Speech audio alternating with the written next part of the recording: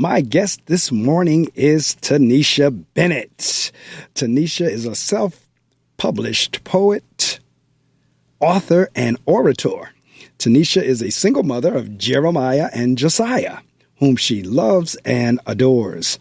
Tanishia is a versatile author who enjoys writing for various audiences. She's also a Notary Public process server and has a degree in allied health and science. Tanishia loves to paint and spend time with her children. Chosen as one of the top 3 winners in the Panama Folklore Seattle 3rd Oratory event. Tanishia's Waiting in Vain poem earned recognition by Eber Wein Publishing. Tanishia's poem was inducted in their anthology book. Eber Wein acknowledged her as 2023's Best Poets and inducted her in another anthology book. Ladies and gentlemen, welcome to the Reading Circle. Microphones calling all the way from Seattle, Washington, Tanishia Bennett. Tanishia, good morning. Good morning. Good morning. Now I'm going to ask you again. I know I said this the other night, but I know the way it's spelled, but I just want to make sure I'm pronouncing it correctly. Is it Tanishia or Tanisha? It's Tanishia. It is Tanisha. It's just spelled Tanishia. Yeah. Because you have the Tanishia, correct?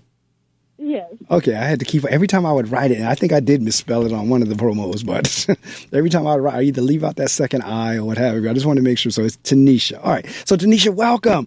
I mean, it's like 4:00 in the morning your time. Are you a morning person, or was this like a struggle to be up that early to be on the radio?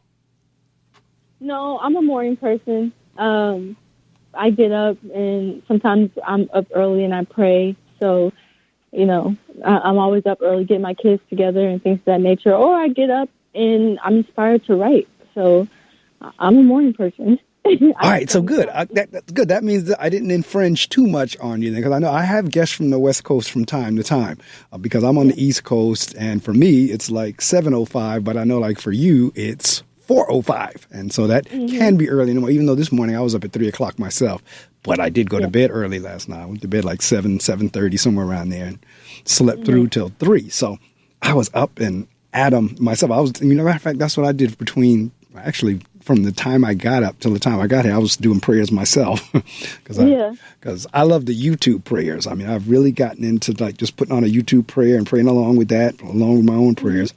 So I put on a YouTube prayer and put it on repeat, and that's what I did for like them 2 hours before I got here. But I am glad to have you on here. I'm glad we connected. This is my first show back in a month, because I was off for a month because they were doing promo shows and theme shows up here for the month of April. So I am glad to be back behind the microphone. I'm glad to have a guest. Well, I'm glad that, you chose me to be the first person that you came back to introduce on the radio station. So. So we connected on, I believe it was on Facebook. Was it on Messenger? Or was it? It was Facebook Messenger. Yeah, I kept seeing the name come up, and at that point I was like really inundated, so I hadn't gotten back to her. And I kept seeing Tanishia come up, and I was like, okay, I got to get back to this young lady. And I got back to her, and once we figured out what it was, I got to have you on the show. And Tanishia has written multiple books. She actually has a children's book, and then she also has a Rise and Shine positive affirmation book, as well as a Rise and Shine manifestations journal. So we're going to be talking about all of that. We're going to be talking about all of whatever Tanishia wants to talk about this morning, to let the world know about her. That's what we're going to talk about. All right. She's like my daughter's age. I could be her dad. And she's like my daughter's age, and really out there getting it done. All right. Because I know, how did you make out with because I voted for you and donated to that campaign. You were like super mom or something like that. Oh, thank you. Yes. How did you make out with that? So I'm currently in second place. Oh, you made it to second, because I think when you sent me the email, you were in third. I think I might have been like in fifth. I'm not sure. But I really haven't been keeping up with like the placement. My mom has just been texting me every day, like, "Oh, you're in second place." Okay. Like, yeah. Because I got the email and I donated to it, and that gave you like X number of points or whatever. And at that point, I think you were third, and so now that you're second, so you're moving on up. I'm moving on up. I am. The voting doesn't end. I think we find out like June the 28th, who's the finalists and things of that nature. So I just find, solace in just like not looking at, my position, that way I'm not, getting anxiety about it, or, Right. I'm kind of just still just living life and just letting, All right. So this is what we do. Before we get off the air, we'll let folks know how they can vote for you, what site they need to go to, and all that kind of stuff. When does the voting end? So voting ends, I believe, in June. So voting ends in June. Okay, so people still have time. Great. So before we end, we will make sure we let the listening audience know how they can support you. So I tell you what, this is where we're going to go. Like, I don't work off of a question list. Like I said, it's very conversational, very informal. But I do kind of like walk the listening audience through in terms of how did everything begin? Like where, like, because I say you're my oldest daughter's age, I believe. And so I have a feel for about the time you would have graduated high school, college, yada, yada, yada. So where did you like write in school? Have you been writing and doing that since you were a child, or is that something that came later? Or did you, as a child, say, I'm going to be an author one day? How did we get here? So I've always had diaries growing up. I would always get diaries for my birthday, Christmas, and things of that nature. It was never, the plan was never to be an author. I never visualized this for myself or anything like that. Basically, I came up with, I just was going through a rough patch in life. I was engaged and things of that nature, and it didn't work out. And so I was kind of just, trying to just pick myself back up. And I looked at my son one day, and at this time, he's 6 years old, going on 7, and I'm noticing he keeps losing teeth. And so I just decided, well, I should write about it. And when I started, the book, I didn't think that it was going to get as far as it has reached. I didn't think that it was going to reach this many audiences. I didn't think that it was going to be in the library systems. I didn't think it was going to be in the school districts and, in Hawaii and, just different things to that nature. So when I wrote the book, it was just more so, kind of like for me to find something to, engage in, to take my mind off of what was going on in my life, in my personal life. And so when that happened, the people from the children's what is it called? It's a service out here in Washington State, DCYS. Okay. They reached out to my son's preschool teacher, and at that time my son was in first grade, so they reached out to his preschool teacher to get in contact with me because they had found out about the book and they, heard about it, and so they were really interested, and I was just like, oh my gosh. So that's when I knew, I'm like, oh, I have something here. Yes, absolutely. You have something here. You're right. You're correct. Yeah. So then after that, I just kind of, when I wrote this book, I also was just like writing down manifestations and things to that nature. So that's what prompted me to write the next book, which was a manifestations book. And then it also prompted me to write, or to put together the journal, the manifestations journal. And, that's just pretty much. So now, I mean, I have like people all the time say, I'm going to write a book. And then there are those who want to write a book, but are clueless in terms of how to do it.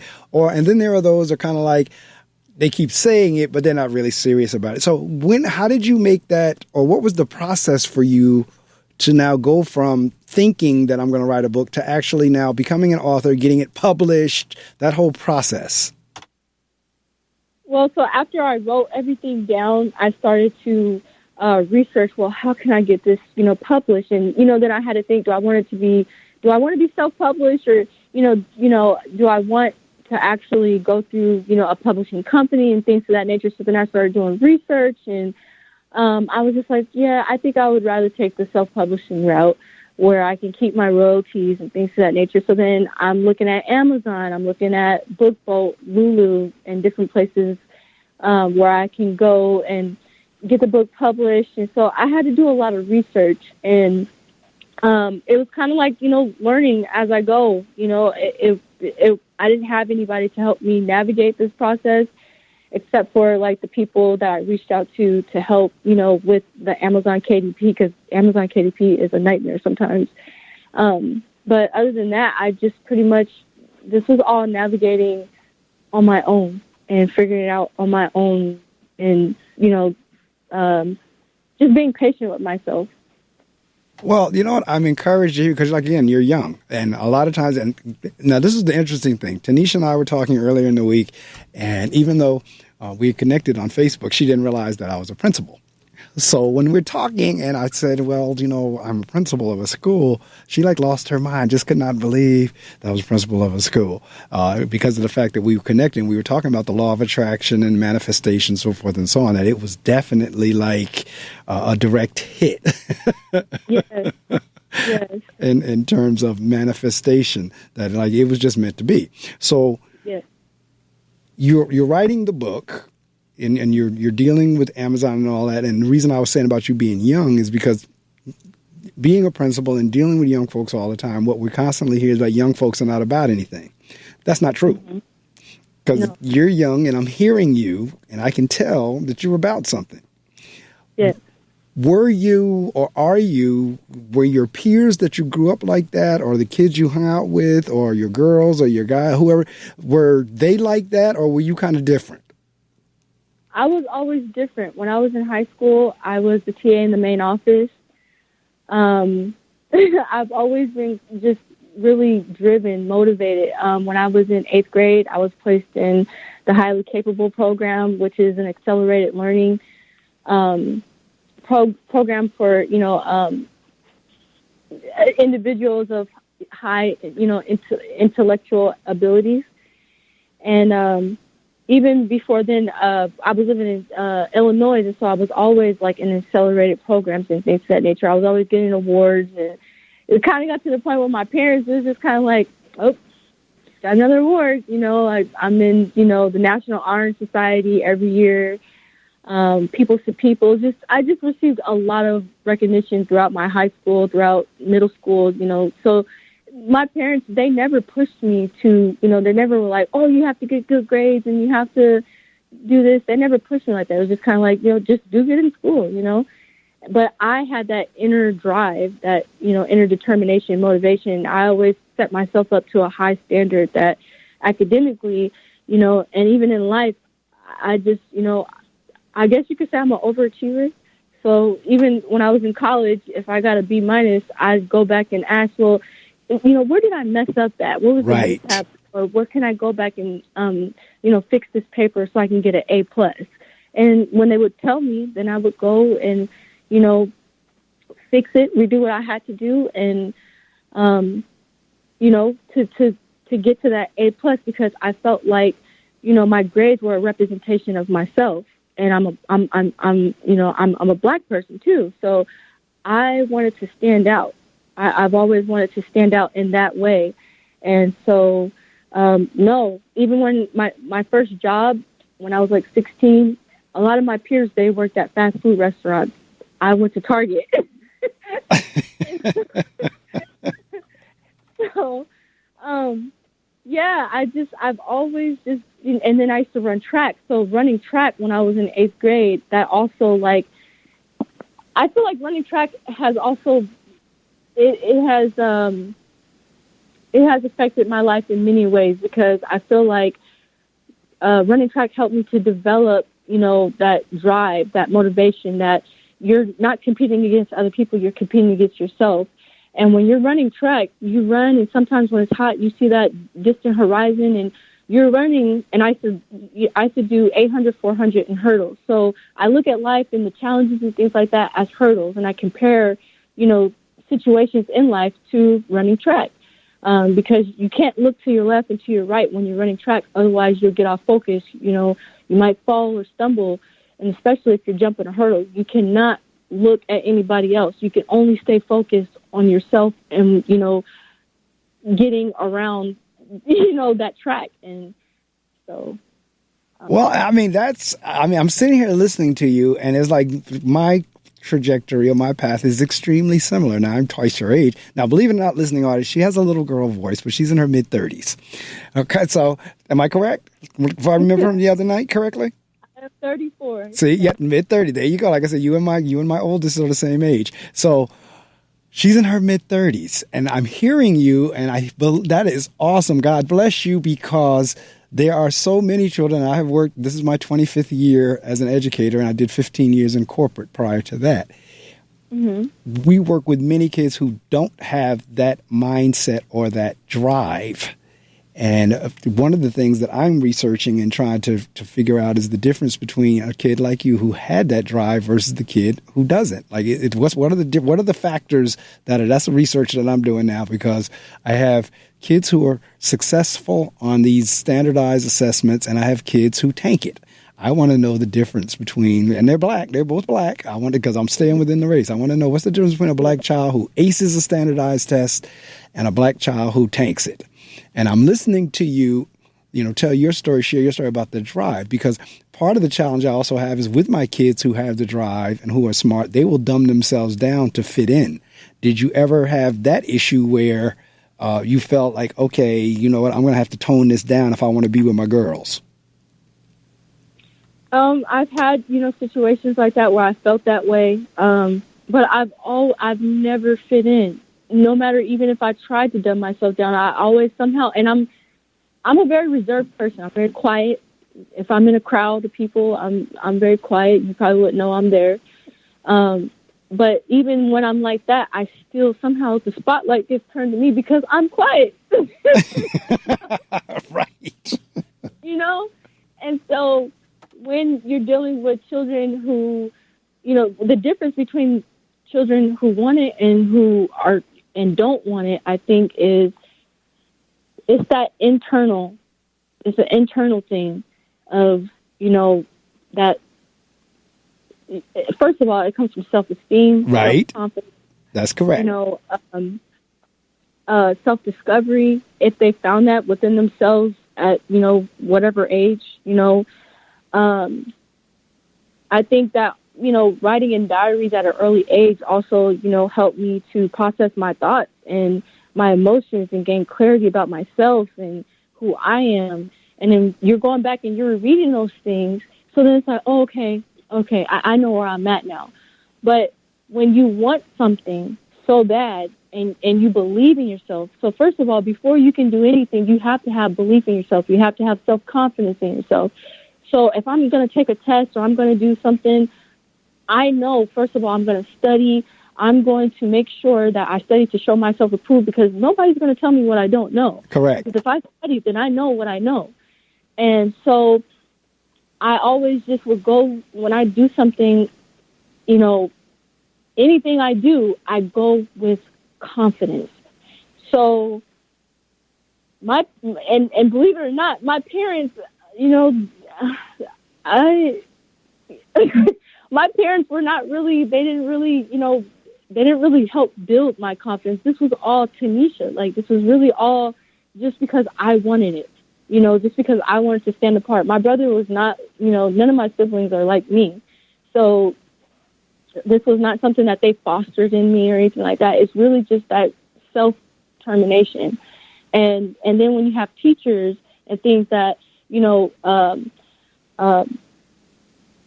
when they see this in you and they help to encourage you, right, or, give you that assurance, that also helps. Because if you're not getting it from home and, basically what I'm saying is that you always have to have somebody to kind of like when you're young, give you that self-assurance that, yes, you are on the right track. Correct. You do a great job and all that. So when you have that in the schools, then that pushes the drive even more. So it's just like, okay, I can do this. I can do this. So you're absolutely right. And that is critical. The belief in self. I heard you referencing God earlier, the belief in God. Those two things. And once you get the encouragement and the support, like you said, my thing is that needs to happen at home and at school. But if you don't get it in one place or the other, you still have to have somebody that's kind of like your champion. Somebody that's saying, yes, you can do this. Yes, you can do that. Now, you're Panamanian, correct? I am. Were you born here or in Panama? I was born here. So you were born here? My father is Panamanian. Yeah, my father's Panamanian Jamaican, and my mother is Black, Indian, and Hispanic. Because the reason I ask is generally it's been my experience with folks from the various islands. And I don't want to generalize because not all of them are, but in general, the ones that I've met have been very ambitious, very driven like that. I mean, it's kind of like a lot of the U.S. kids. And when I mean U.S. kids, I mean that are not from one of the islands or don't have an experience in an island. Sometimes I've had kids come over from Africa, Jamaica, Dominican Republic that will outdo kids who were here. Mm-hmm. So that's why I asked, because I remember when we talked the other night, you were telling me, you were Panamanian. A lot of times, sometimes that's my experience that's been in the mix too. Like it's a totally different mindset. Yes. I have a lot of experience with Jamaica and my Jamaican brothers and sisters. And I know, they really don't even want to tolerate somebody that's considered lazy. I mean, a lot of time it's the old stereotype, the old joke about them having 3 jobs. And they're just very driven people. So when I hear you say that, it doesn't surprise me. Now, let me ask you a question. With your children, are you instilling that in them, or is that rubbing off from you to them, or are you kind of letting them do their own thing? It's a little mixture of both. So I have to try to kind of, because I work with children too. So, it goes hand in hand a little bit. So with my children, I give them that assurance. And I constantly let them know, like, you can do it and you're smart. So all the things that I'm saying, I'm definitely putting into practice with my own children. And kind of like, just watching to see, how this is going to play out. Because like I said, I didn't get this at home. So this was like my internal drive, for me. But my children are getting this, they're seeing this. My son, he just found out recently that, I had been in highly capable, programs and things to that nature when I was, in elementary schools and stuff. So now he's like, Mom, why didn't you tell me? And I said, well, I didn't want to put that pressure on you. I didn't want you to look at me and be like, I'm not smart because I'm not in, an accelerated, class or something like that. So, but now he's like, well, when I get to 5th grade, because he's in 3rd grade now, he's like, Mom, I'm going to be in a highly capable program. And I'm like, okay, Jeremiah, no pressure, because I don't want him to feel like he has to walk in my shoes, or that it's, that it's pressure on him because this is what my mom did. I want him to have confidence in himself. And if I push him too hard, you could, break a person's confidence, because now they're feeling like I didn't live up to your expectations. Correct. Yeah, you're absolutely right. Matter of fact, there was something that you said earlier when you were in college about going back and asking the professor, okay, what did I miss here? What did I miss to get? A lot of people don't do that. Matter of fact, a lot of people will fight about the grade, but they won't say, well, what can I do to improve it? Or what did I, even if you don't change the grade, help me to understand for the next time I have to do an assignment like this, what did I miss in this one? Most people don't do that. And that's the critical piece. That's the piece where you really learn, okay, all right, so I got the B minus or the B plus or the B in this time, but based on the feedback I got, when I have to do an assignment like this again, I'll make sure I have that in there. It's included. Yeah. But a lot of people really don't do that. So when I heard you say that, I was like, wow, a lot of people don't do that. I got to think about that, because I'm in school again myself right now. So I got to think about that too. Whenever I get a lower grade, I got to go back to the professor and say, all right, help me understand what I missed here. So now we work our way up. And it's interesting, your son is Jeremiah. I think in my school I have 2 Jeremiahs and a Jeremiah. Mm-hmm. I have 2 Jeremiahs and a Jeremiah. That's one of the more popular names in my school. So Jeremiah's loose tooth. So you were saying you kept seeing Jeremiah, he was losing teeth. Yes. And you thought you would write about that experience. Yes. Before I talk about that, can I expound on what we just said, what you were just talking about? Oh, by all means. Mindset is worth more than skill set. Right. So that the mindset to go back and ask, because a lot of people, if you get a bad grade, they do that as failure. Oh, I failed. Correct. Or I didn't meet my expectation. But failure is the possibility. It gives you that possibility to know that, it is possible to attain that grade or to attain whatever it is that you feel like you failed at. You just have to go back and, maybe reorchestrate or find out where the mishap was to fix it, to make it better, or fine tune it to figure out, how can you make it better? And that's why some people give up in life, or they drop out of school, or because I didn't pass. I failed this class or whatever, and so I'm going to drop out because it's too hard, and I don't know what happened. But if you don't go back and find out and ask questions, and I feel like you can only fail if you don't try. Correct. If you never tried, then you're a failure. But if you tried and you messed up or something like that, but you go back to figure it out, and it's critical. It's a very critical thing to ask questions, figure out why, and understand. So I just wanted to just expound on that just a little bit. Because no, I'm glad you did. Because, again, we have the time. So, by all means, listening audience, I hope you've been with me since 6, but I definitely hope you've been with me since 7, because my guest this morning is Tanishia Bennett, and we're talking about her work. And the thing is, the fascinating, because there is an old adage, an old cliche that says, out of the mouth of babes, and the children shall lead you. Now, while Tanisha's in her middle 30s, to me, based on my age and the fact that my oldest daughter is that age, she is a child to me, even though she's a grown woman. But she is speaking wisdom. That's why I'm saying that. I'm being facetious to a degree, but she's young. Mm-hmm. But if you listen to her, she's talking wisdom. Wisdom usually comes with experience and age. Tanisha's young, and she's speaking wisdom. Take it from one who has wisdom. I'm listening to her speak wisdom. So you're absolutely right in terms of what you're saying, how to go about getting whatever it is that you're going after. And you're right. Many people, they focus on the failure or not meeting the expectation, opposed to saying, okay, that's what I got this time. What do I need to do to meet the expectation next time? Because that's where the real learning comes in. Yeah. The learning doesn't really come in where everything you got right. The learning comes in, okay, where did I miss something, or did I screw this up, so I know to do it different next time? You're absolutely right. I agree with you. Right. And it's just like, you don't learn by getting to the mountaintop or always being at the mountaintop. You really learn when you're in the valley, when you're going through the trials and the tribulations. When you get that win, it's exuberating. You feel really good, or when you pass a test, or, you do something really positive. But the real learning is when you're going through, when nobody's around, or something happens and you got to face those challenges and you got to jump those hurdles in life. That's where the real learning comes. That's where you really get, you really learn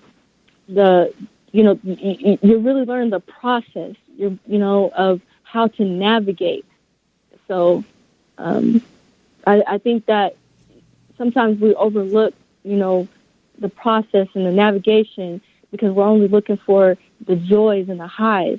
But in those moments when you're in the lows and when you're in the valley and you're walking by yourself and you're trying to figure something out, or you're writing that paper, and, that's where you really get, those gems of really what life is, whatever it is, that's where you really get it at, is when you're in that struggle moment. But, you can't get everything. You can't, obtain everything, or you can't get the gist of life by just an achievement. You gotta experience those times of failure too. Now that's interesting, because again, I keep going back to your youth, because I generally don't hear a lot of young people talking the way that you're talking. And what I'm saying is, you all grew up in the microwave generation where we want everything now. Like, you grew up in a time frame where everything is quick, fast, and in a hurry. That's where we are with the technology and everything. Everybody wants everything microwave fast. And what you're talking about requires diligence and patience. Yes, I'm very big on diligence. I'm very big on, discipline. When I meet people or I talk to people, or just because I am who I am, and I'm always just thinking, I look to see, where do you have discipline? Where do you like, what are you disciplined in? Where is your mindset? What's your mindset like? And that also determines people, like who I can be around, who I can tolerate. Because if you don't have the right mindset, you're not disciplined, I can't align myself with you like that. I tell you what, I wish... I put people in categories. I know, that's right. I wish you were here on the East Coast, and if you come to the East Coast, I'm going to have you come visit my boys in my school. Like I told you the other night, my school is an all-boys school. It's a leadership school. It's not an alternative school. It's not a bad boy school. It's a leadership school. But exactly what you just said is probably what they hear from me almost every morning. And so either I'm going to get you on Zoom, or I'm going to play this clip for the boys to let them hear, someone else say that, like, this whole discipline thing is real. And matter of fact, I just said it yesterday morning to them. Matter of fact, I said, you all are some of the most undisciplined boys I know. I mean, it's like, because I'm challenging them all of the time to help them understand, because we were talking about growing up being, for lack of a better term, spoiled, thinking that you're always going to get everything that you want. And when you don't get it, you think throwing a temper tantrum, fighting, cursing somebody out is going to be the way to solve it. So that was a discussion we were having yesterday morning, that you're not going to always get everything you want all the time. Now, you're going to get a lot of things that you want, but you're not going to always get what you want. Because, make a long story short, my food services person, my cafeteria work, she was transferred to another school. And when she was giving her goodbye speech, she said, I don't want to go, but this is where my boss told me I have to go. So at that point, I took it and I shared with the boss. I said, did you hear what she just said? She says she does not want to go, but she has to go because this is where she's been assigned. I said, I need you to understand, if you don't discipline yourself, you're going to get on a job thinking you're supposed to get everything that you want. And then when you don't get it, you're going to give your boss attitude or some kind of behavior that's going to get you fired. As you're speaking about that, it makes me think biblically of Moses, and the Hebrew Israelites, when they're walking, and they're complaining, and, yeah. You're absolutely right. So now, see, that's another thing. All right. So and I'm going to keep keying on your youth.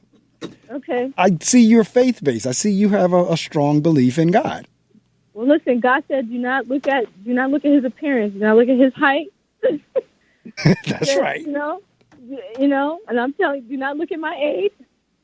God took me from the pasture, from following the flock, to be ruler over his people. That's right.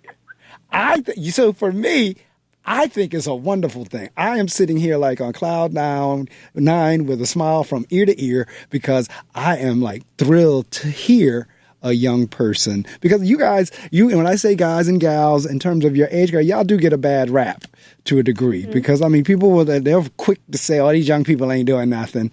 Yeah, they are. There are some young people out there doing something. I'm talking to one right now, and I'm really impressed by it. It's almost like I am impressed, but I'm not, only because that would be my expectation. Because again, I am an unapologetically proud black man, and my expectation when I deal from people is that, you know what, I'm expecting you to be able to do that. That's no shock to me. That's not a shock to me. I'm expecting you to do that. So yes, I am thrilled and happy to hear you talking the way that you're talking, because it lets us know you're about something. The young people are about something. Women are about something, and on and on and on. So I feel like, Mr. Medley, I feel like, I understand, you keep expounding on my age and things of that nature, but it goes beyond my age. I'm a black woman. Correct. And my thing is, I know right now I have, my books, my children's books are tailored towards my son, but I'm on the Elizabeth Wesley Youth Incentive Award program, and I'm on the committee and things of that nature. So I'm engaging with young women too. And when they see me, and even when I go into the high schools or in the elementary schools, and I go and visit, like on Wednesday this week, I'm going to be going to the high school that I graduated from, and I'm going to be speaking to the students there about my books and about, just different things, and about the Elizabeth Wesley Youth Incentive Award program, which is for African-American students, and they have to have at least a 2.5, GPA. Now, I am an alumni to Elizabeth Wesley, and then last year I was the keynote speaker at their ceremony. And I'm saying all that to say this is that, you know, as a Black woman, I'm 34, you know, I also have to carry myself the way I carry myself, how I represent myself. You know, all that is a factor into, you know, like my age and, you know, all that, because I'm not out here representing myself how social media is representing and only showing the stereotype of Black women. Correct. There are Black women out here who love God, who pray, who, just because I have 2 children, you know what I'm saying, and I'm not married, but you don't know my situation. But you can judge me off of a first glance, but you don't know my situation. You know, I was engaged and things of that nature. It just didn't work out. And hey, you know, I'm fine with that. But I'm a Black woman, and how you carry yourself and represent yourself matters. Correct. Your mindset matters. So with all that, you know, I'm saying that because we have a lot of young women, you know, that are high schoolers and things of that nature. They're looking up to these women, you know, that they see on TV, that they see in music videos. Correct. That's the way that we're supposed to carry ourselves. That's the way that we're supposed to represent. This is how we're supposed to show up. And it's not, you know. And so when they see me, they're like, oh my gosh, you know, like, you're so beautiful. But yes, I know that I'm very beautiful, but my real beauty comes from the inside. Correct. My inner beauty is the work of a lifetime. Since I was young, you know, it's the work of a lifetime. It changes it, you know, and it's also my inner monologue, you know, and of my own self-discovery. Inner beauty, I feel like, is demonstrated through your actions, and that's what I was just talking about. Through your actions, how you show up for yourself. You know, do you show yourself self-kindness, self-respect, self-dedication, self-love? These are characteristics of inner beauty, and that's how you obtain it, by giving yourself self-kindness, self-respect, self-dedication, you know, self-love, and things of that nature. The work of inner beauty is essential to, you know, your self-development. Also, learning inner beauty helps you to appreciate the strengths of your attributes and to embrace yourself. So, and this just, it doesn't just, you know, this does not just, you know, tailor to young women, but to young men as well. Correct. Because you have to show yourself kindness. You have to show yourself self-respect. You have to show self-dedication. What are you dedicated to? I could not agree with you more. I'm just sitting here listening to you because, I mean, I know this is not church, but I'm about ready to tell you preach. But in any event, I mean, you're absolutely 100% spot on. And because you are a role model, particularly for the young ladies coming behind you. So for that 12-year-old, that 16-year-old, that 15-year-old, what have you, 20-year-old, whatever, you are the role model in your community. I know your teachers are going to be, the ones who are still at that school or who know you whenever you were a student there, they're going to be so proud. I'm sure they are so proud of you, they don't know what to do. Because I know whenever I have kids that either I was their teacher or their principal or whatever, and they come back and they speak or tell me what they're doing, whatever, yes, we are proud. So I know your teachers and principals or anybody who was at the school when you were there are proud. Now, going back to what you were just saying again about the role model, I saw something, it was with Diane Carroll.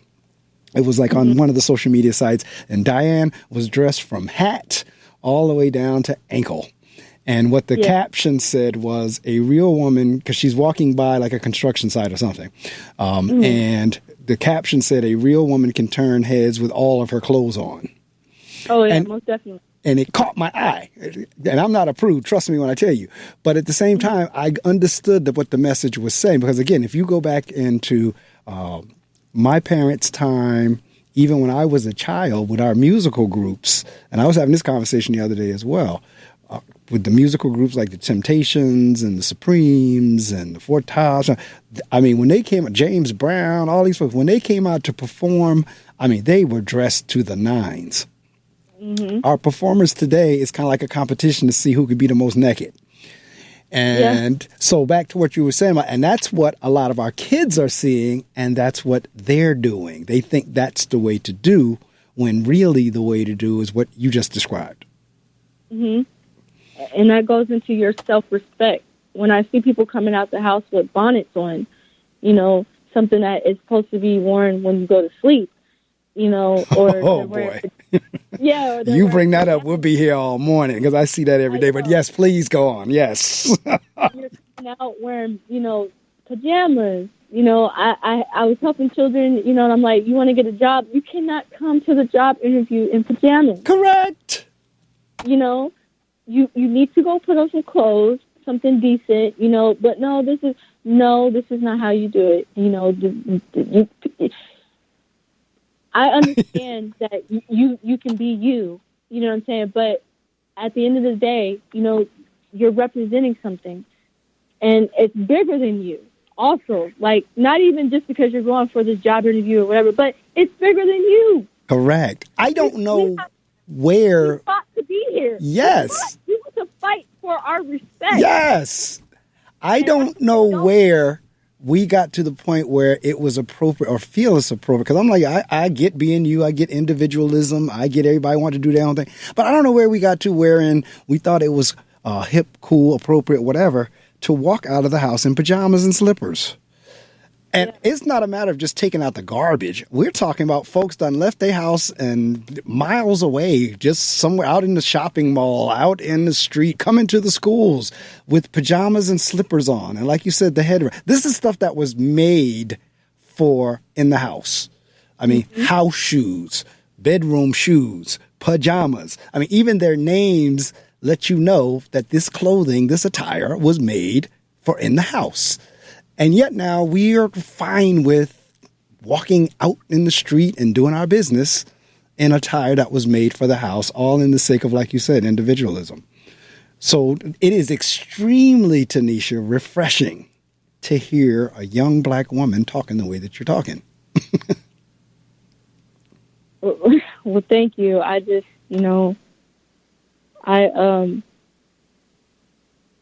I value education and, history, how we got here, how my ancestors, from Panama, how they came to America and things of that nature.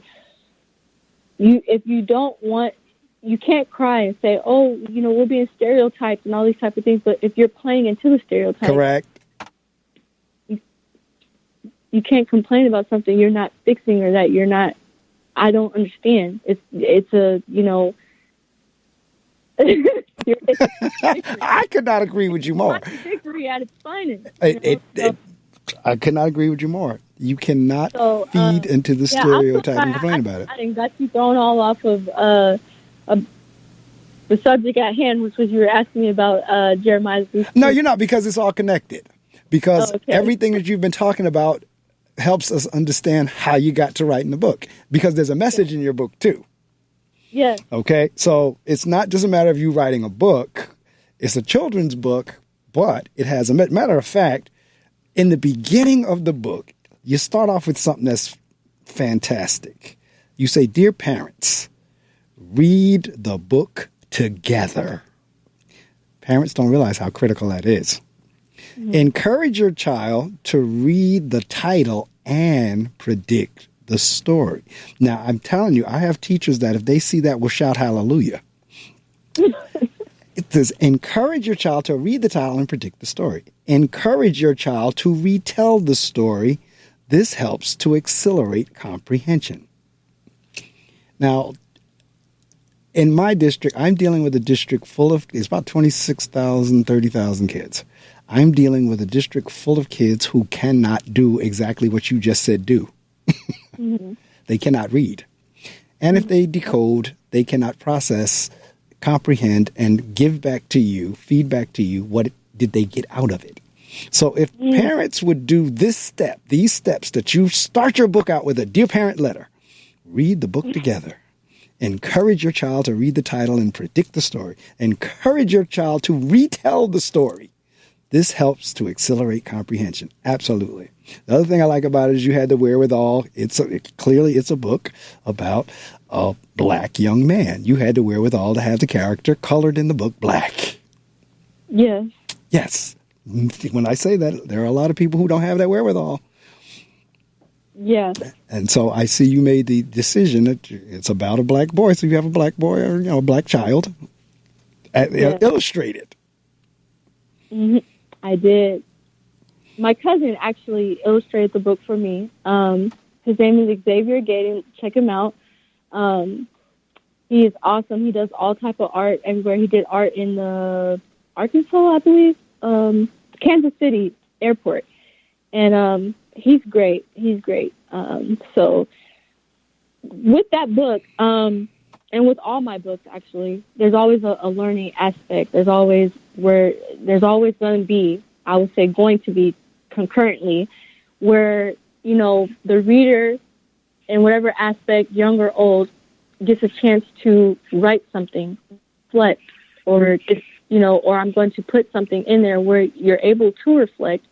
And, I want to, stir you up to get you feel a little bit conflicted, question yourself, or, question your comprehension, or think about some things from young to old. Even in the Manifestations book, there's, journal entries, there's things to recite, because it's an affirmations book.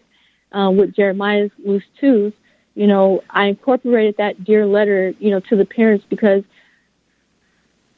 I felt like it's essential. I don't want it to be I don't want to write just books, but I want engagement between parents and children. Correct. I want, because hopefully I'm trying to get my books into the prison systems, because I want to also, there's parents behind bars. And when their children come to visit them, I want my book to be something that they can engage in.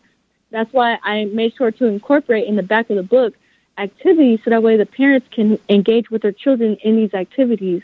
And I made sure to put the answer key, because if the parents are not engaging with the children with the activities and they feel like they're getting it wrong, they can go and look at the answer key to see and compare, and see where they might have, messed up or what they did. Correct. So I'm really big on education, and I want that to be reflective in all of my writings. So we're not going to give the book, because we want people to read the book. Matter of fact, I see a crossword puzzle in here. Jeremiah's School Shoes, Tooth Mom. We got words that rhyme. So it's almost like, it's a book to read, but it also has activities in there. Yes. Okay. So book of engagement. That is correct. And it's so important and so critical for parents and kids to do it. Because, see, again, if you have, I saw another meme, another social media that says, a child who reads will become an adult who thinks. Yes, yes. So if we can get our children, because, see, I'm an avid reader. I have been since I was a child. People think that I promote reading, and I'm always preaching about reading because I love to read. That's partially true. The reason that I'm so big on the promotion of reading is because I know it's the foundation for every other subject.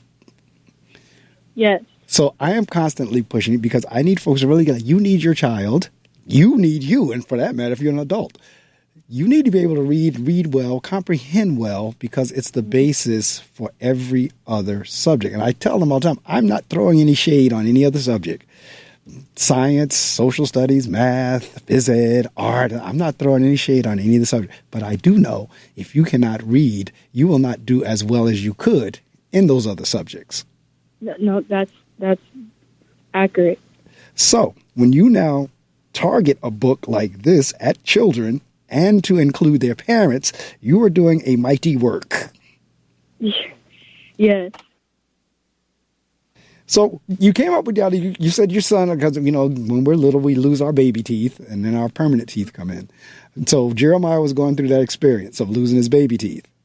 Yes. So what was going on? What made you think about, let me capture this down in story form? I just thought it was funny, and he actually just lost another tooth yesterday on the bus. So he just keeps losing teeth, and that was the premise of it. It's like he just kept losing teeth, like back to back to back, and it was just like I was really scared, because I was like, oh my gosh, I didn't lose this many teeth, And then, like, he's coming to me, his mouth is bleeding, and he's laughing and he's smiling. And so I, like how you just brought up, I have a library here at my house. I have a 25 book bookshelf. I love my books. Besides my kids, my books are my babies. That's right. I do not allow anybody to. I don't loan them out. You can't borrow them. That's right. I don't even want you to touch them, to be honest. I can relate because I'm the same way. Yeah, look but don't touch. That's absolutely right. And they don't give them back. You know, I love my books. I have various, just different, all kind of books. You can come to my house and you can learn math, statistics. You can learn. My favorite author is Toni Morrison. I have a lot of authors that I really love. But I just have all kind of books. The Bluest Eye is one of my favorite books. My all-time, though, is To Kill a Mockingbird. Okay. Yes, I love it. It reminds me of my childhood growing up in Illinois. But yeah, my books are my babies. Yes. So my kids know that, and I have lots of kids books too, different, variety of kids books and just different things like that. But yeah, you can learn nutrition. You want to, different things about the Bible, women of the Bible, just all kinds of stuff, So I read everything. I'm a student. I'm studious. I am a lifelong learner. So I love to read, and so that's also what also fosters me, is just that I love to read. So this is like nothing new to me. Well, see, this is the thing. What people don't understand is reading and writing go together. Usually, good writers are good readers. Doesn't always work the other way, but usually your writers, because this is my 23rd year doing this show, I've interviewed authors from all over the world, and 9 times out of 10, they were good readers as kids. They loved to read as kids, so forth and so on, and then they became writers and ultimately became an author. Yes. They're connected. They really are. So now when Jeremiah was going through this with the teeth, because like I said, I don't want to give the book away, but was he having any experiences at school because of the loss of the teeth? Kids were, making fun of him because he looked different, right, and things of that nature. And so, as a mother, I just had to, redirect him, give him that, assurance that, no, you look just fine. You still look like the same Jeremiah. Now you're just a little bit, enhanced. You're a little enhanced. Yeah, I said, I let him know, everybody goes through this. This is a developmental milestone that every child has to go through. So you're not the only one. Everybody has to lose a tooth or more, so you're fine. And I said, your teeth are going to, come back, they're going to grow back and you're going to lose more. So it's okay. So he, eventually he was fine. He just laughed it off. He thought it was funny. So, yeah, but you see, he was able to do that because you were able to frame it for him. You were able to continue to build his self-esteem. You were able to keep on saying, it's okay, it's okay. Some kids don't get that. Yeah, they don't get that at home. They like something like that will happen to them. It might be traumatic for them, and the parents or whoever, the brother or sister, might make the situation even worse depending on what they say or how they treat them. So everybody doesn't get that affirmation. And speaking of affirmations, which will lead us into your next book, let's talk about your positive affirmation book. How is that? Because I looked. That one is in paperback only. That one is not on Kindle. Oh, okay, yeah. So the positive, Rise and Shine Positive Affirmation, it's a manifestation book, and it has journal entries in there, reflective journal entries where there's prompted questions as well. And so basically, manifestation is the process of bringing something into reality. Correct. Through focus, through thought, through actions, through belief. And, our ideas, and our thoughts, and energy have power, to shape our circumstances. So one of the things, like, for instance, I'll give you an example. Like this week, I wrote, "Rise and shine, everyone. This week shall be spiritually, emotionally, and financially abundant.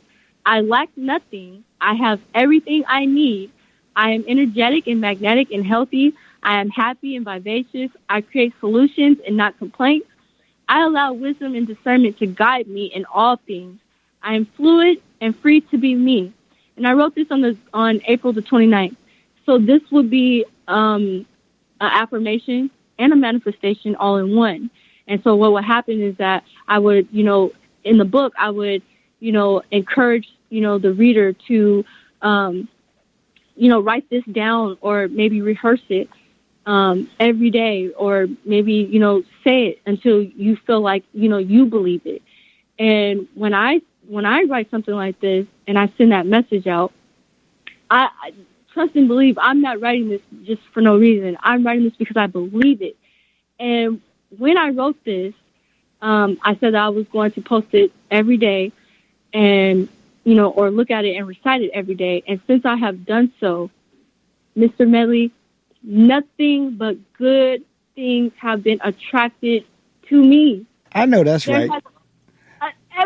I tell you no lie, spiritually, emotionally, and financially abundant.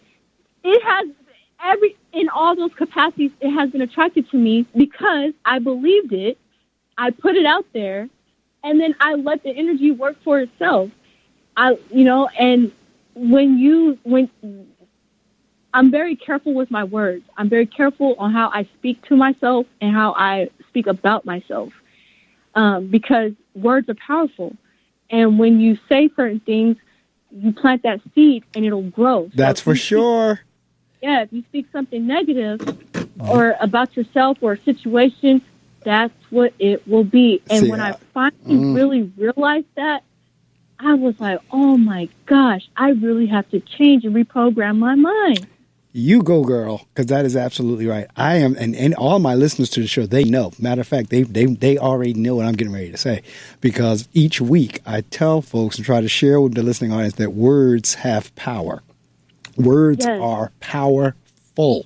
Now, my mother is very sick right now. I mean, she's transitioning, and my sister is in the hospital. She just had surgery. But I was always on them because for some reason, and the listening audience have heard me tell the story, they preface everything they say with the word little.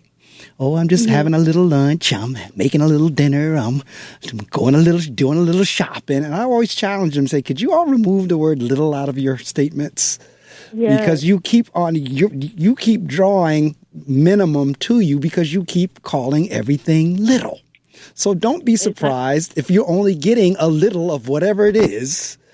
And so I'm a big believer in this whole notion of we have to be very careful with our words. Matter of fact, I want you to either screenshot or text me that affirmation you just read. Okay. Text it to me, screenshot it to me. Well, I don't care. Get it to me one way or the other.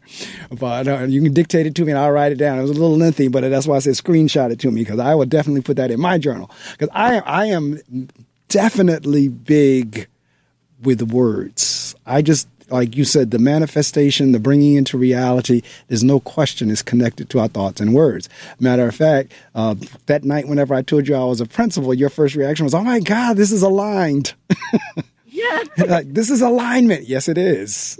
and so I am big on that as well. And the thing is, that's biblical.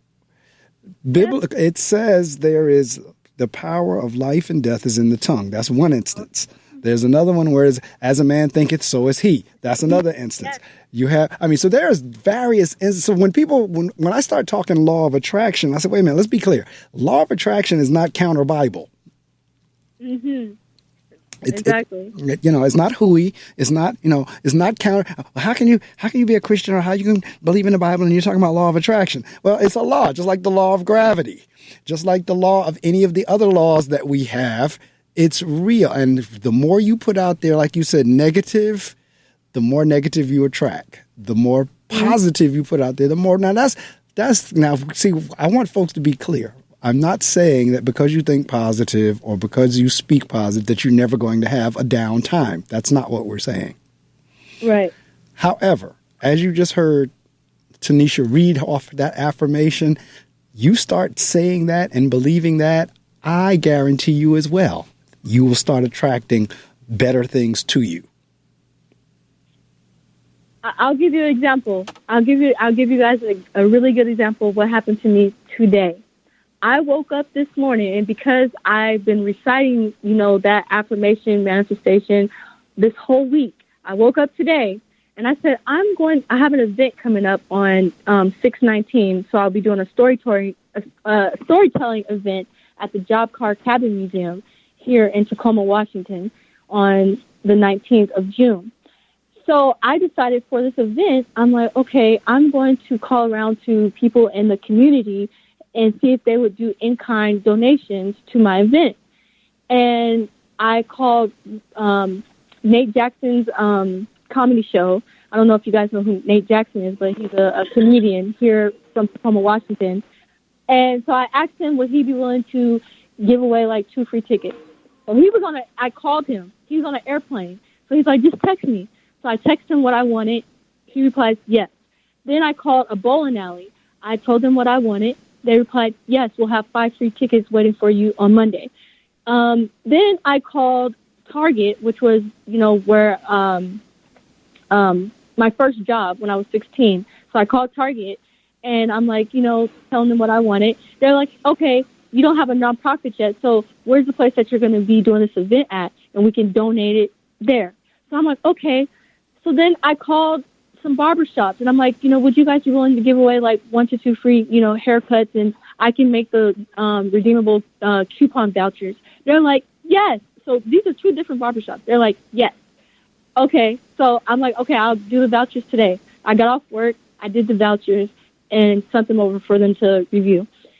So then I called just a lot of different places, Massage Envy, and I'm like, shooting my pitch to them, like, and why it's important, for parents to have this, and for the community involvement, and things of that nature. They're like, okay, shoot us the flyer. Here's our email, and da-da-da-da. Then I called Catapult, which is a jump-around place for children. They're like, oh, yeah, we'd love to do this. And I'm like, oh, my gosh. And the thing is that, you could be scared, or, you could be scared to do something and go after it because, yeah, you can manifest something. Like, I recited that thing, but you also have to take action for what it is that you want. Correct. And I had to be ready to receive a no, too.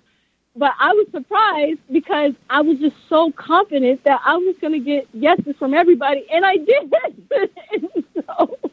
And see, and this is the thing, and we talked about this the other night, too, and I'm glad you brought it up. All right, it's one thing to think it, to wish it, to want it, but if you don't take action, it's not going to happen. Taking inspired action, and that's what happened when I reached out to you. I was sending the same message I sent to you. I sent to different people, but I probably had to tweak it because, depending on whatever entity it was. So I was just on social media, just sending this out to everybody, anybody, just finding people that fit, reading, whatever it is. So that's what I did, and I came across you, and, it was kind of like fishing, what I'm saying? Right. That's the analogy. That's the best analogy I can come up with right now off the rip. It's kind of like fishing. So, somebody had to take the bite. You took the bite. A couple other people. I also do PR work for people sometimes, like as a freelance. And I hit up this lady from Netflix, and she was on the show, and she also has like a nail company and things of that nature on behalf of someone else to help them. And mind you, this lady has a lot of money and things of that nature, and she responded back to me. She's like, what do you need? And I was just in utter like, oh my gosh, she really And so then I responded back to her and told her exactly what I needed, and she was totally game, like, okay, just let me know. And I'm like, oh, and the person was like, how did you do that? And I'm like, I don't know, I was just prepared for a no. But see, again, going back to the thinking and the mindset, and then, like you said, you couple that with that, because, again, going biblically, faith without works is dead. Yes. All right. So you got to put the work in, and you already had it in place. And it's like it happened. And one of the great things, again, in 2024 is social media. Now, social media is a tool. Yes. As Bob Proctor can say, it's one of those like fire. You can cook your meal with it, or it can burn your house down. All right. Yeah. So social media for me is the same way. If you use it wisely, it is one of the most effective and impactful tools that we've ever had, because as a child, whenever I was coming up, if I wanted to get in touch with anybody famous, we had to write a letter. Now, the chance of that famous person actually receiving that letter was probably slim to none. And certainly getting a response back, you can just forget that. But in social media, when you reach out, I don't care how famous they are, when you reach out to them, generally they respond. That is an amazing phenomenon to me, because I've had international guests, I've had famous guests, I've had local guests, I've had guests who was well-known, guests who were not known. But most of it came through social media. Mm-hmm. Just like you and I connected. Matter of fact, you were probably a child whenever MySpace came out. And so when MySpace came out, I had apps. I said, that's for kids. I had absolutely nothing to do. And not long after MySpace, a couple of years later, Zuckerberg came out with Facebook. So again, I had taken on that same attitude. I don't have time for that nonsense. That's for the kids, so forth and so on.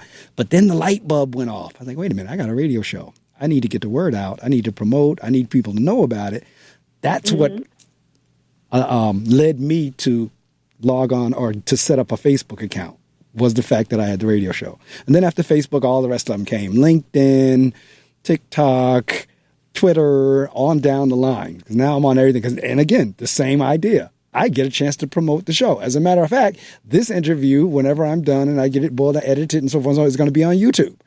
And it'll be in the YouTube archives. You're going to get a copy of the link. You're going to get a copy of the MP3 link. You share it however many you want to, as many people you want, however you share out, give them the link. So it's going to be on YouTube. All my shows that I've done over the last few years, they're housed there. But social media is great for that. Yep. No, I definitely agree. And Mark, if I could, expound and say something, I know this is probably going to maybe go over some people's heads. I'm not sure. But if you catch it, then you catch it. I look at myself as, like David. Right. David's destiny was always to fight Goliath. Correct. And I say that because before David fought Goliath, he fought a bear and he fought a lion. So and that's where his confidence came from. That's where his confidence Correct. came from, was the experience. The lion was a fight.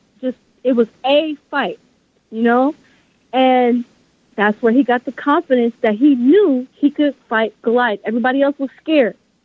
And so and I compare myself to that because the simple fact that a lot of people will talk fear into you. And that's what was happening with David. People were trying to, you're too young. Correct. You don't have any experience. But they didn't have any experience. Yet they were, you know what I'm saying? They were in the military. They were signed up to do this, but they were scared. But the thing is like with me, I'm not scared. If I'm going to do something, I'm doing it with full-blown confidence. I'm very passionate. Like right now, it's what, we've been talking since 4. I am very passionate about whatever it is I'm doing. You cannot deter me. You're not going to dissuade me. If you start talking negatively, I'm going to shut you down in a nice, polite way. I'm going to ask you, please don't say that. Don't talk like that. Don't talk like that. We don't talk like that. That's what I I'm hear saying. you. We don't talk like that. I hear you. I ain't mad at you. I know that's right. You're not speaking doubt into my plans. You're not speaking fear or anything into my confidence. I'm not going to allow it. So that's why I said, I have to filter. I have to make sure, I put people in the right categories on who can be around me, who I can be around, who I can't, because you got to know, what I'm saying, who's who, what's what, and who goes where, and, the type of, you're surrounded. Who can you be around? I can't be around a lot of people. I can't be everywhere. I can't be on every scene. That's important too. And so basically it was David's training. It was his training, that, he understood that I can stand. My power comes from God. And Correct. So I want everybody here to hear me. I have the ability to do what I do because of God, the God in me. My favorite scripture is St. Matthew 5:16. Let your light so shine before men that they may see your good works and glorify your Father which is in heaven. That is my favorite scripture, and that's the scripture that I live by besides 2 Chronicles 7:14.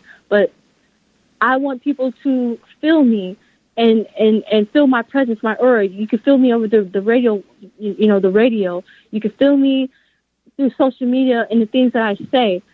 You can feel my aura and my presence and my light, and my love of God and my love of people, my humility. I'm a humanitarian at heart. I love to help people. And that also is shown through my manifestations, the things that I say, the messages. I do rise and shine messages a lot on my social media platforms. So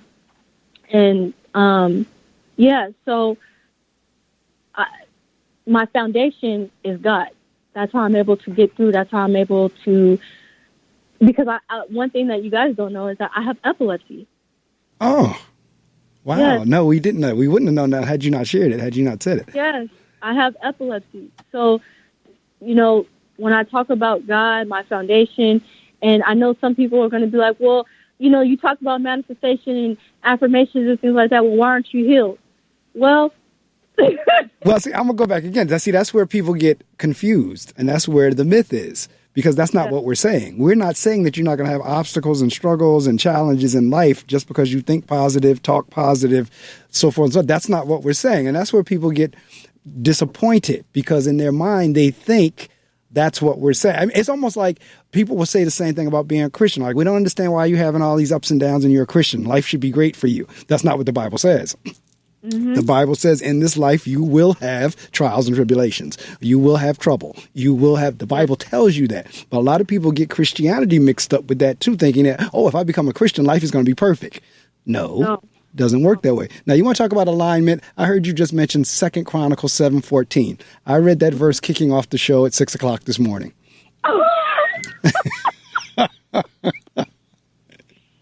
I opened my show up playing William Murphy, Healer is Here. And then as I came on after the song finished, I read 2 Chronicles 7:14. If my people who are called by my name humble themselves and pray and seek my face and turn from their wicked ways, then I will hear from heaven and will forgive their sin and heal their land. That's how I opened the show up. Yes. And God has healed my land. God has healed my land because every day I seek his face, and I'm going before him to find out, where do I need to turn from my wicked ways? Because just because you become saved or you're a Christian doesn't mean that you're so holy or that you don't do anything wrong. That is correct. I could be offending somebody right now. That is correct. And if I'm offending you, please forgive me and take it to the Lord.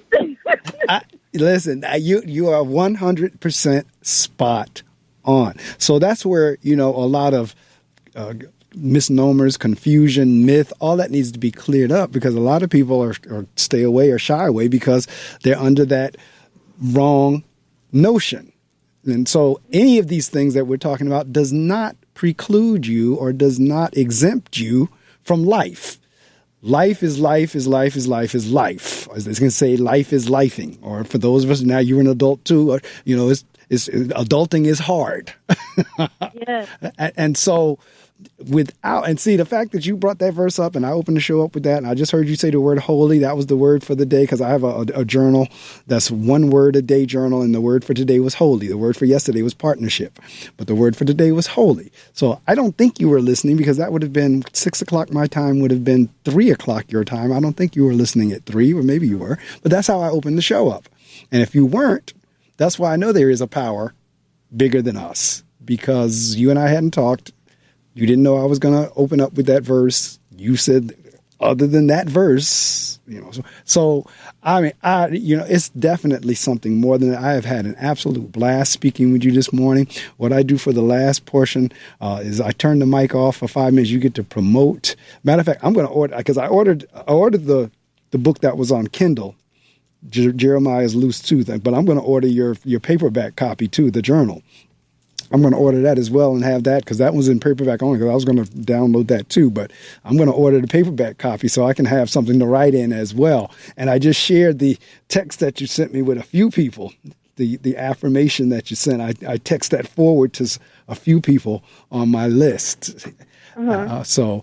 And they've all texted me back, thank you, I love this, so forth and so on. So I'm going to shut the mic off. You have 5 minutes to promote any book signings, any future work, how to get in touch with you. The only thing you can't say is a dollar amount.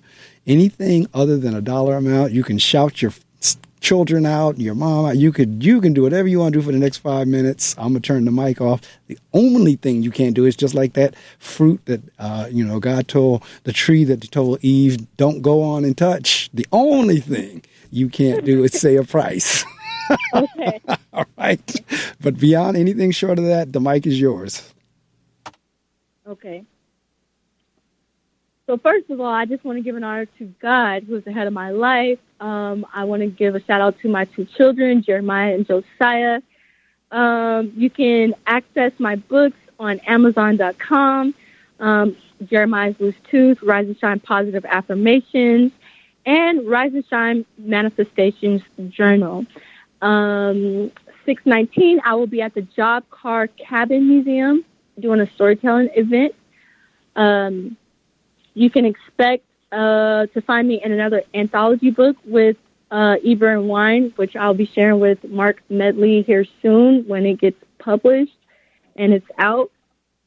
And you can reach me you can email me at pttbennett, BENNETT 97 @gmail.com, or you can find me on all social media platforms, Facebook, TikTok, Instagram, as Tanishia Bennett. All right. Well, I tell you what, matter of fact, I'm sitting here playing your TikTok now because I was in the process of forwarding to some more people. But I am definitely going to have you back whenever you release something else. We're going to have to stay in touch because, like I said, I may have to get you on Zoom, or either I'm going to play this interview for the boys or something, because your message needs to be heard by folks in your age category, and younger and older for that matter. But I have truly enjoyed speaking with you this morning. I've been encouraged by it. I've been inspired by it. I hate just to be enjoyed. I like to, get beyond enjoyment. I like to be encouraged, inspired, motivated, and certainly going to keep you lifted in prayer as well. So Thank you. With that being said, we are going to be out, or as Obama and all I can say, or whoever the rapper was that dropped the mic, we're going to drop the mic and we will be out. But I will be in touch with you because I'm going to send you, like I said, the links. I'm going to send you the YouTube link. I'll send you an MP3 link. Once you get those, you share them however you wish. They are yours. I ain't worrying about copyrights and trademarks and all that kind of good stuff. They're yours. Once I give it to you, you do what you want with them. All right? Okay. All right. Thank you. All right. Have a great day, and we will be in touch. All right. All right. Take care. You too. Bye-bye. All right. Bye-bye.